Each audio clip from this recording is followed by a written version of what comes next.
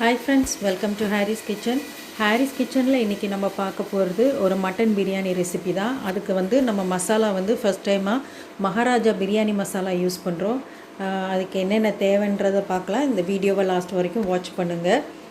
இதுக்கு நான் வந்து பெரிய வெங்காயம் எடுத்திருக்கேன். அது போக தக்காளி, அது போக பட்டை, கிராம்பு, ஏலக்காய், இலை, இது எல்லாமே நார்மலாக நம்ம எடுக்கிற மாதிரியே நான் வந்து அளவு எடுத்திருக்கேன். இது வந்து 300 கிராம் மட்டன் தான். கொஞ்சம் மல்லி இலை, புதினா இதுவும் எடுத்திருக்கேன். அது போக இது வந்து பிரியாணிக்கு போடுவாங்க, இந்த இலை நல்லா வாசமாக இருக்கும். நான் குக்கரில் தான் பண்ணுறேன். இதில் கொஞ்சம் எண்ணெய் ஊற்றிக்கிறேன். 300 கிராம்ஸ் மட்டன் எடுத்ததுனால எனக்கு இந்த குக்கர் போதும். அதில் கொஞ்சம் கீ ஆட் பண்ணிக்கலாம். இப்போது அது சூடானோடனே நம்ம இந்த ஸ்பைசஸ் எல்லாம் ஆட் பண்ண போகிறோம். அது நல்லா பொரிஞ்ச உடனே இப்போ நம்ம கட் பண்ணி வச்சுருக்க வெங்காயத்தை இதில் ஆட் பண்ணிடலாம். நான் 2 வெங்காயம் தான் எடுத்தேன்.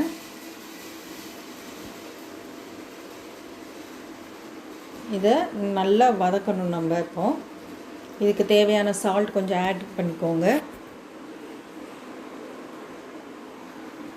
இப்போது இதில் வந்து 1 ஸ்பூன் அளவுக்கு இஞ்சி பூண்டு பேஸ்ட் வந்து நம்ம ஆட் பண்ணுறோம். இதையும் நல்லா வதக்கிக்கோங்க.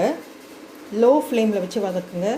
இப்போது தக்காளி 2 தக்காளி வந்து இதுக்கு ஆட் பண்ணிக்கிறேன். தக்காளி நல்லா வதங்கினோடனே இதுதான் அந்த மகாராஜா. இது ஃபஸ்ட் டைம் நான் யூஸ் பண்ணேன். ரொம்ப நல்லா இருந்துச்சு, ஃப்ளேவரும் நல்லா இருந்துச்சு. இது கண்டிப்பாக நீங்களும் ட்ரை பண்ணி பாருங்கள். இப்போது அந்த பேக்கெட்டில் இருக்க அந்த மசாலாவை இதில் ஆட் பண்ணிடுறேன். லோ ஃப்ளேமில் இதை வந்து நல்லா வதக்கி எடுத்துக்கோங்க. மசாலா அந்த வெங்காயம் தக்காளி எல்லாம் மிக்ஸ் ஆகிற அளவுக்கு. இப்போது இதில் பாதி மல்லி இலை, புதினா இது எல்லாத்தையும் பாதி அளவு போட்டுக்கோங்க. அந்த பிரியாணி இலை அந்த இதையும் கொஞ்சம் போட்டுக்கோங்க. போட்டு இதையும் லைட்டாக வதக்கி எடுத்துக்கோங்க. நம்ம இப்போ வந்து வெறும் 300 கிராமில் தான் பண்ண போகிறோம் மட்டனை. ஏன்னா நம்ம வந்து நிறைய பேர் 1/2 kg, அதுக்கப்புறம் 1 kg அதுக்கு மேலே பண்ணுவாங்க. 300 கிராம்ஸில் வந்து நிறைய பேர் பண்ண மாட்டாங்க, டேஸ்ட் இருக்காதுன்னு நினைப்பாங்க. ஸோ அதுலேயும் நம்ம எவ்வளோ டேஸ்ட்டாக பண்ண முடியுன்றது தான் இதை காமிக்க. நான் ஏற்கனவே இதில் மஞ்சத்தூள், உப்பு போட்டு பாயில் பண்ணியிருக்கேன். அதை வந்து இதில் ஆட் பண்ணிடலாம். கம்மியாக இருந்தால் கூட டேஸ்ட் நிறைய பேருக்கு நிறைய எடுக்க முடியாது. இந்த மாதிரி நம்மளை மாதிரி 300 கிராம்ஸ் 1/4 கிலோ கறி இருக்கிறவங்களுக்கு இந்த மாதிரி குவான்டிட்டியில் பிரியாணி பண்ணலாம். இப்போ இது நல்லா மிக்ஸ் ஆகிட்டு இதில் தேவையான அளவு தண்ணி. இப்போ 1 டம்ளர் அரிசி எடுத்திங்கன்னா 2 டம்ளர் தண்ணி நீங்கள் வந்து இதில் ஆட் பண்ணணும். 2 டம்ளர் அரிசினா 4 டம்ளர் தண்ணி ஆட் பண்ணிக்கோங்க. இப்போது அது நல்லா கொதி வர நேரம் நம்ம ஊற வச்ச பாஸ்மதி அரிசியோ இல்லை சீரக சம்பா அரிசியோ எந்த அரிசி வேணுமோ அதை வந்து நம்ம இதில் வந்து ஆட் பண்ணிக்கலாம்.